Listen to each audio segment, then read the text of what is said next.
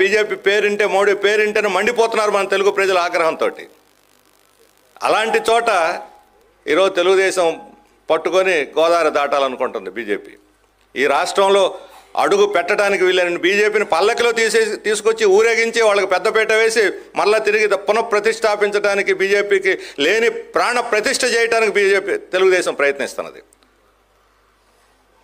అందుకు అవసరమైతే వాళ్ళు కూడా బహుశా ఈరోజు జనసేన కలిసి ఉంది. కాబోయే ముఖ్యమంత్రి అని ఇప్పుడు ముఖ్యమంత్రి అవుతాడో కేంద్ర మంత్రి అవుతాడో వాళ్ళకే తెలియటల్లా. ఏ సీటు ఏ రోజు ఎక్కడ ఎవరు పోటీ చేస్తారో కూడా తెలియట్లేదు. ఈరోజు ఒకరు రేపు ఒకరు తన్నుకు చేస్తున్నారు. ఎవరు పుణ్యం ఇది?